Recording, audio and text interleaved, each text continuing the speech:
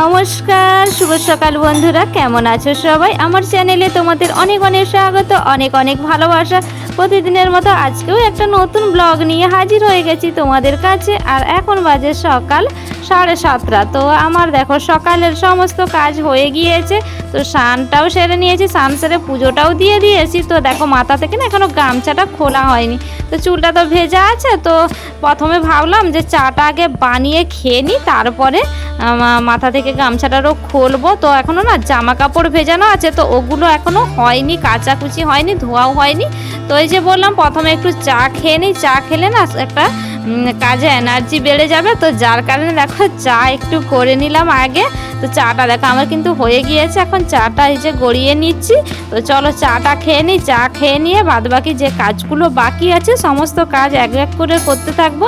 আর আমরা বাড়ির বউরা আমাদের কি প্রতিদিন সকালবেলা উঠলে একই রকমের রুটিন মাফিক কাজ থাকেই।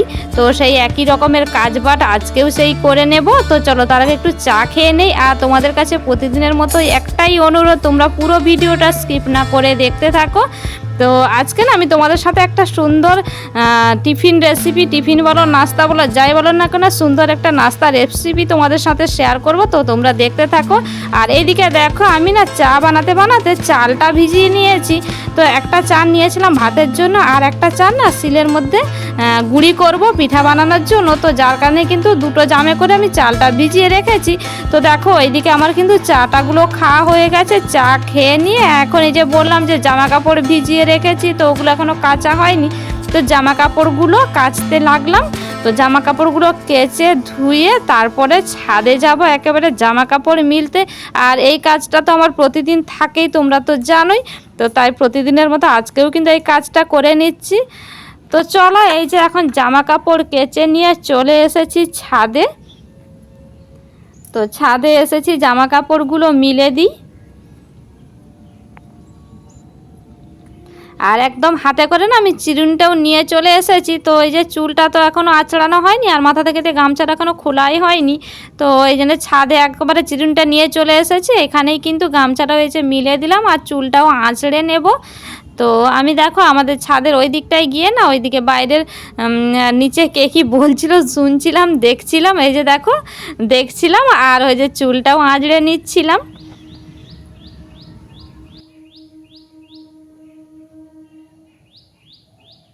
তো চলো বন্ধুরা, এদিকে তো আমার ছাদের কাজ সারা হয়ে গিয়েছে। ছাদ থেকে এখন নিচে নেমে যাই, নিচে নেমে এখন এই যে আমার রুমের ভেতরে এলাম। তো এসেই দেখো লাইটটা জ্বালতেই না আমি দেখতে পেলাম, তো দরজাটা খুলতেই তো দেখো এই যে শাড়িটা, যে ভেজা শাড়িটা আমি ছেড়ে রেখেছিলাম স্নানের পরে, তো ওটাই তো আমার ছাদে নিয়ে যাওয়া হয়নি। তো ওটাকে আবারও ছাদে নিয়ে যেতে হবে, দিয়ে মিলে দিয়ে আসি এখন।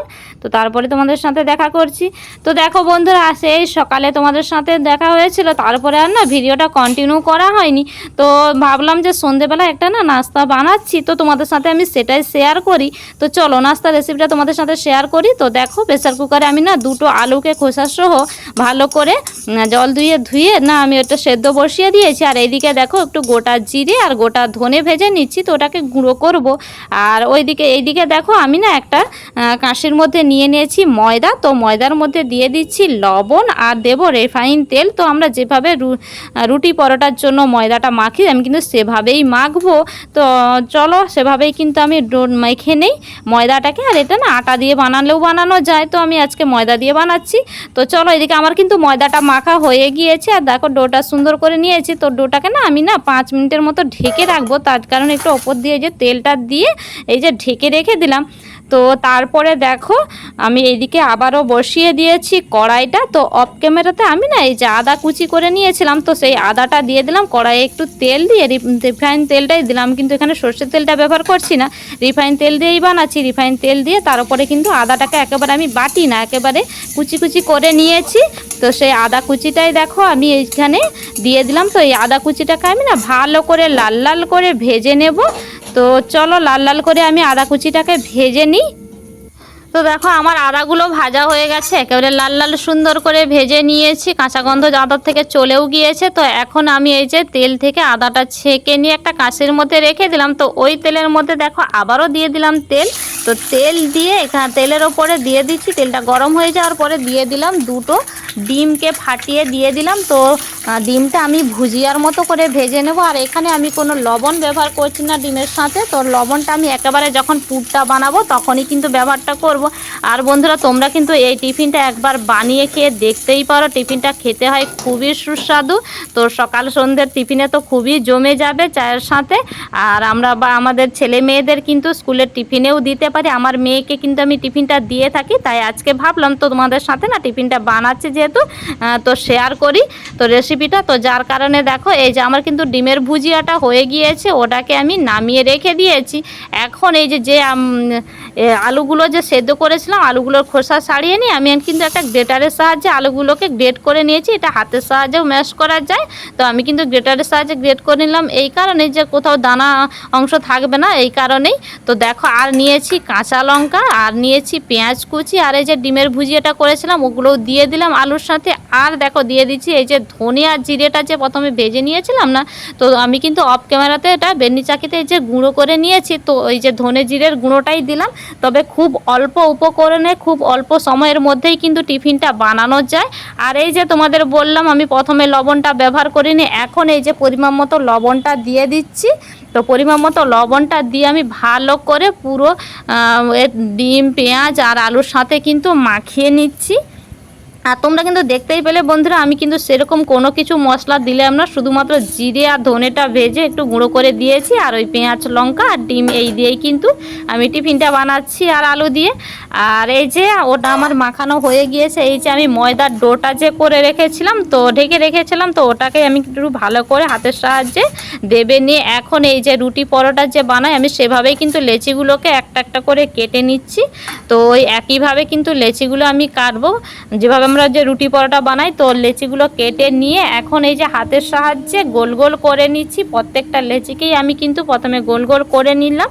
তারপরে দেখো এই যে বেলনি চাকির মধ্যে তেল বুলিয়ে দিলাম। তো আমি কিন্তু গুঁড়ো ময়দা দিয়ে বেলছি না, আমি কিন্তু তেল দিয়েই বেলছি রুটিগুলোকে। তো দেখো তেল দিয়ে বেলে আমি কিন্তু রুটির আকারেই বেলে নেব। তো রুটির আকারে বেলে তারপরে কিন্তু পুরটা দেব। তো তোমরা দেখতে থাকো আমি কিভাবে বানাচ্ছি, তোমাদের সাথে আমি তোমাদেরকে পুরোটাই দেখাচ্ছি। তো চলো প্রথমে রুটিটা বেলে নিই।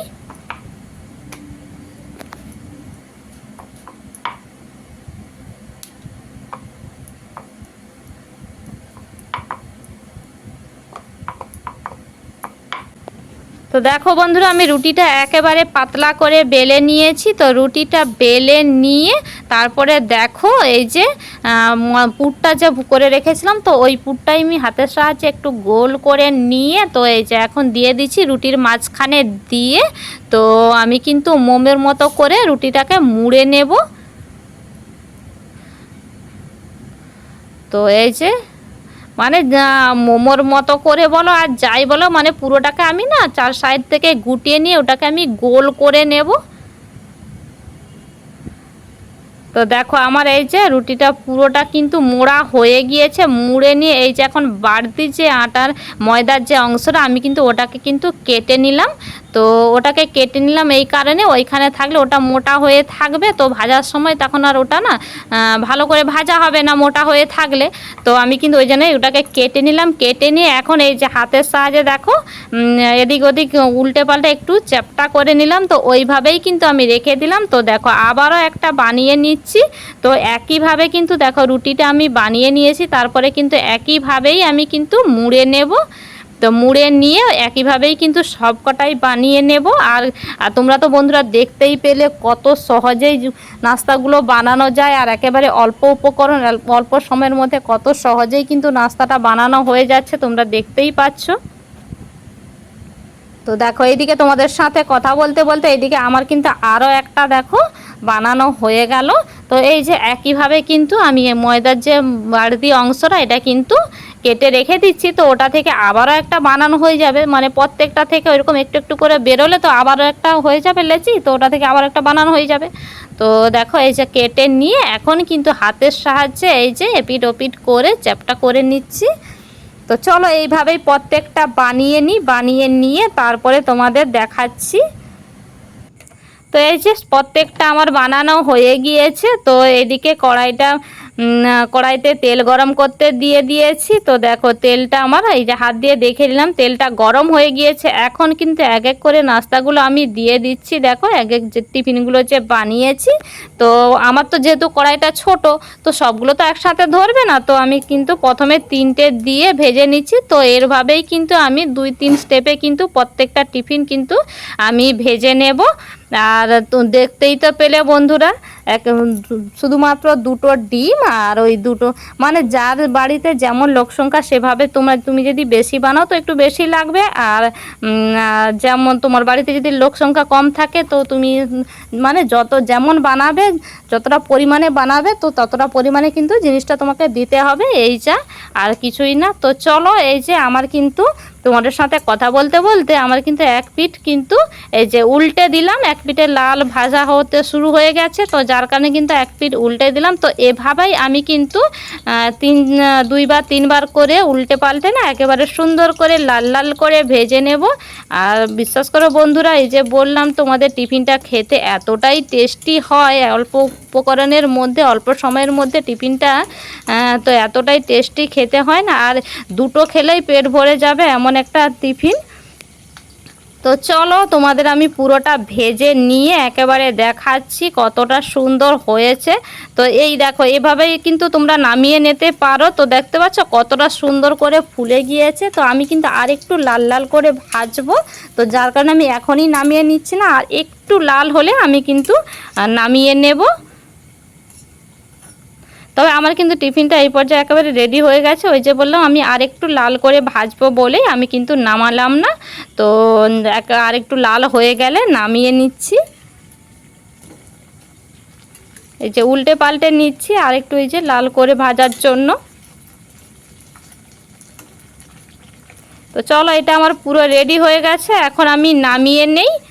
তো এগুলোকে নামিয়ে নিয়ে আবারও কিন্তু সবকটাকে এভাবে ভেজে নেব। তো আমার কিন্তু 3বার করে ভাজতে হয়েছিল।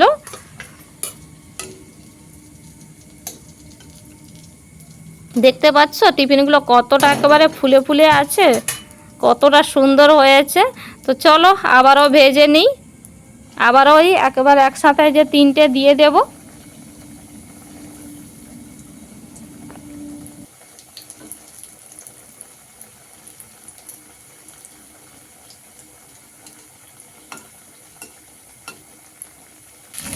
তো দেখো বন্ধুরা, এগুলোও কিন্তু আমার ভাজা হয়ে গিয়েছে, এখনও দেখো কাঁচির মধ্যে তোমরা দেখতে পাচ্ছ এখনও আছে। তো ওগুলোও কিন্তু আমি ভেজে নেব। তো ভেজে নিয়ে তোমাদের কাছে আসছি।